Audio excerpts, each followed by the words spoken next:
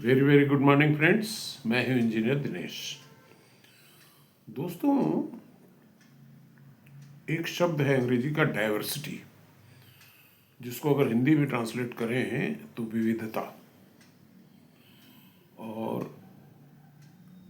आजकल जो अंतर्राष्ट्रीय स्तर पे टैलेंट हंटिंग चल रही है, खास तौर से टेक सेक्टर में, तो उसमें दो देश अभी तक दुनिया के नंबर 1 और 2 कहे जा सकते हैं। एक तो है यूएसए, दूसरा है चाइना।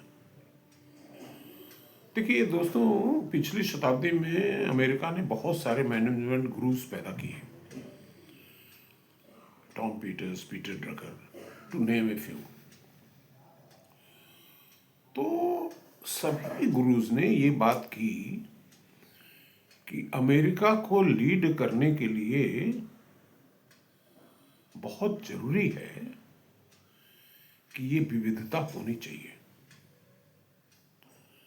विविधता का मतलब क्या हुआ? उसको अंग्रेजी में कहा जाए तो बोलते हैं डाइवर्सिटी एट वर्क प्लेस। दोस्तों, एक छोटी सी मैं कहानी सुनाता हूँ to explain you the effectiveness and meaningfulness of diversity. और ये किस्सा मैं पहले भी सुना चुका हूँ। एक शादी तय हुई तो ये हुआ, दोनों लोग दबंग थे, तो उनका जितनी तुम्हारी औकात हो उतने बाराती लेके आना है। तो बाराती की तरफ से ये स्टेटमेंट आया कि हम हर बाराती पीछे हमको एक बकरा चाहिए। शायद ठाकुरों की शादी थी। तो घरातियों ने कहा कि एक हमारी भी शर्त है कि बारात में सभी यंग लोग आने चाहिए, बूढ़े लोग ना आए। No senior citizens are allowed.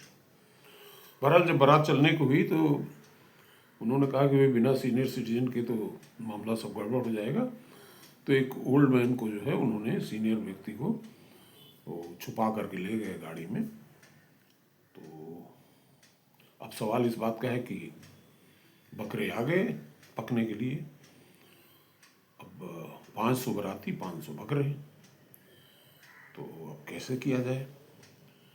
तो ये हुआ, सब बूढ़े आदमी के पास गए। तो उसने कहा कि ऐसा करो कि एट ए टाइम अगर 500 बाराती हैं तो सिर्फ 50 बकरे ही कुक करो। तो हुआ ये कि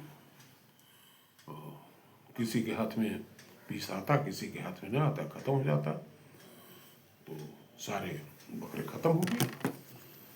तो घरातियों ने को संदेह हुआ तो उनका, अरे भाई निश्चित तौर पे कोई बूढ़ा आया होगा। ओके, तो ये मतलब है डाइवर्सिटी का। डाइवर्सिटी का मतलब है कि from every the work place should consist of the people of every age group, age पर वर्किंग एज ग्रुप होना चाहिए। दूसरा है कि उसमें both the sexes should be there, पुरुष भी हों महिलाएं भी हों वर्क प्लेस में। तीसरा जो सबसे जरूरी चीज है वो ये है कि उसमें डिफरेंट प्लेसेस के लोग होने चाहिए, डिफरेंट कंट्रीज के लोग होने चाहिए। मेड तो हुई। और टॉम पीटर्स पिछली शताब्दी में अपनी किताब में लिखते हैं और बोलते भी हैं अपनी स्पीच में कि डाइवर्सिटी मेक्स द डिफरेंस। आज अमेरिका जहां खड़ा है, it is all due to diversity. क्यों?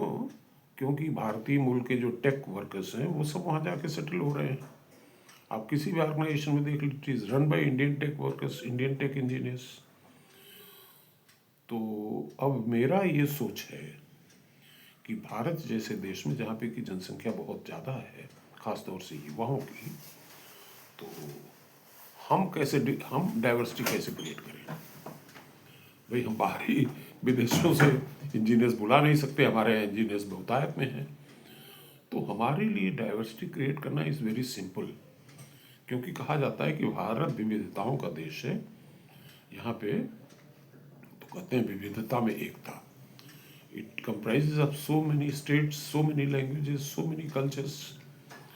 मेरा संदेश ये है कि फॉर द प्लानर्स, कि जिस तरह से एडमिनिस्ट्रेटिव सर्विसेज हैं, सेंट्रल गवर्नमेंट की सर्विसेज हैं, जिसमें पूरे इंडिया से एक साथ में रिक्रूटमेंट होता है, उसी तरह से स्टेट्स को भी फॉलो करना चाहिए। साउथ का आदमी नॉर्थ में काम करे, नॉर्थ का आदमी साउथ में काम करे, ईस्ट का आदमी वेस्ट में काम करे, तो इससे रिजल्ट्स बेहतर आएंगे। Thank you.